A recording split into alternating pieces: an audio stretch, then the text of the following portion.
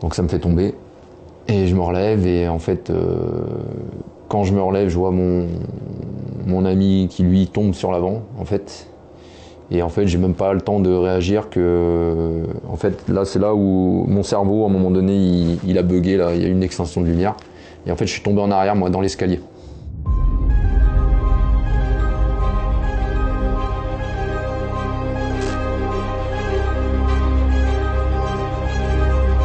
Le boulot d'un commando, c'est d'aller intervenir sur commande dans un pays dangereux pour soit libérer des otages, comme vous l'avez dit, soit neutraliser des terroristes, soit effectuer des renseignements, soit aller combattre des cartels de la drogue. Donc cette opération-là, on est en Afghanistan, on est dans un village, on se déplace à pied. De nuit, avec nos moyens de vision nocturne. On se fait accrocher plusieurs fois. Donc accrocher, c'est-à-dire qu'on se fait tirer dessus plusieurs fois.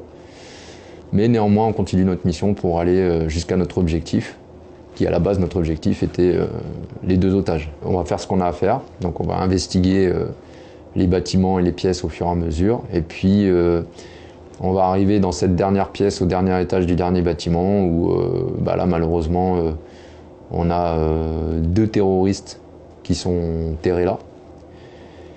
Et donc en l'occurrence, voilà, c'est y a un des terroristes, moi je vais lui tirer dessus, mais il va me tirer dessus en même temps.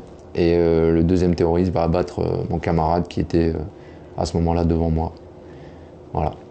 Et puis à partir de là, l'équipe va mettre 1 heure et quelques pour pouvoir rentrer dans la pièce, pour pouvoir neutraliser les targets. Et vous faites quoi du coup? Vous tombez? Alors moi je tombe sur le coup, mais je me relève en fait aussitôt. Parce que là il y a l'adrénaline je pense qui rentre en jeu à ce moment-là. En fait je me relève aussitôt. Et où est-ce que vous ouais, en fait je prends des balles dans mon gilet pare-balles et j'en prends 2 dans mon bras gauche. Donc ça me fait tomber et je me relève et en fait quand je me relève je vois mon ami qui lui tombe sur l'avant en fait. Et en fait j'ai même pas le temps de réagir que en fait là c'est là où mon cerveau à un moment donné il a bugué là, il y a eu une extinction de lumière et en fait je suis tombé en arrière moi dans l'escalier. Voilà, donc je suis descendu en roulade 2 étages d'escalier, tiré par mes camarades parce que pour me sortir. Et puis voilà, et puis moi quand je suis arrivé en bas, j'étais en fait dans ma tête, j'avais l'impression d'être aveugle en fait. Je m'étais pas rendu compte que j'avais été touché, j'avais été touché au bras. Donc c'est l'infirmier de mon groupe qui m'a dit, qui s'est aperçu que en fait j'étais touché au bras. Et donc il m'a mis dans un coin, on a commencé garrot, morphine, enfin toute la procédure de secours qu'on met en œuvre. Mais pendant ce temps-là, on se faisait, mon équipe était en train de se faire tirer dessus, de riposter, pour essayer aussi de récupérer mon camarade qui était tombé. Et en même temps, on se faisait encercler, voilà, à l'extérieur. Et on avait la 2e équipe qui nous renseignait à la radio et qui nous disait, voilà, attention, il y a 4 talebs qui arrivent par là, il y a 3 par là. On avait un drone, on était renseigné aussi par un drone au-dessus. Et une fois qu'ils ont été neutralisés, on a récupéré notre frère d'armes. Et là, il a fallu s'exfiltrer. Donc là, c'était encore compliqué parce qu'on avait environ 2 km à s'exfiltrer à pied avec un mort. Donc, et avec des gens autour qui s'en prennent à nous, quoi. Même si le gouvernement, enfin les gens à côté, pour eux c'est une super mission réussie parce que forcément on a réussi à neutraliser une 50aine, 60aine de talibans par rapport à l'effectif qu'on était, donc forcément eux ils trouvent ça exceptionnel. Mais pour nous ça reste quand même un échec parce qu'on perd quelqu'un et ça, malgré tous les entraînements qu'on peut avoir, tout ça, ça reste quand même quelque chose de dur pour nous.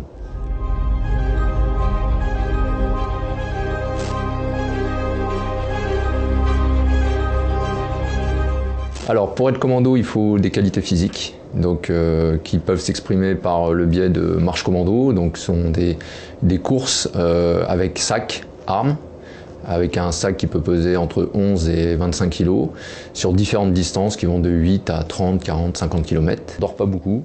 En l'occurrence, en gros, ça doit être 2 heures par nuit, si vous arrivez à dormir. Avec le froid, c'est compliqué.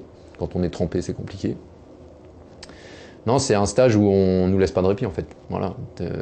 Sans cesse, on est mis à contribution, que ce soit physiquement, que ce soit mentalement. Quand on vous laisse, quand on vous mouille et qu'on vous laisse de minuit à 5 heures du matin debout en plein milieu d'un champ et qu'on vous dit vous ne bougez pas, vous restez comme ça, il y a un vent glacial dehors, il fait 3 degrés, bah, si vous n'avez pas de mental, vous abandonnez au bout d'une demi-heure. À Lorient, il y a la fameuse cuve. Je ne sais pas si vous en avez déjà entendu parler d'une cuve. En gros, c'est la forme d'une cuve. Ça fait environ 7 mètres de profondeur. C'est de l'eau qui traîne depuis des années. Il y a de tout dedans. Il y a des lapins morts, il y a des trucs. Enfin bref, c'est de l'eau sale. Voilà. Mais la particularité de la cuve, c'est que l'eau, elle est très froide. C'est en gros entre 2 degrés et 7 degrés. Donc quand vous rentrez dedans, vous prenez un choc thermique. Et quand vous faites le stage commando, il n'y a pas un jour où vous n'allez pas dans la cuve. Donc forcément, il y a une appréhension vis-à-vis de cette cuve. Et en fait, c'est vraiment je vous parle de ça parce que c'est vraiment... dès que quelqu'un disait la cuve, bah voilà, tout le monde commençait un peu à psychoter, quoi. Pour les salaires, on va donner une fourchette. En fait, on a un salaire quand on est en France, donc entre 2005 et 5000 euros, et un salaire différent quand on est à l'étranger, entre 5000 et 10 000 euros. Voilà, parce qu'on a des primes de risque, etc. Et quand on est en France, alors, soit on essaie d'être en vacances, de profiter de la famille, tout ça, ou alors on s'entraîne.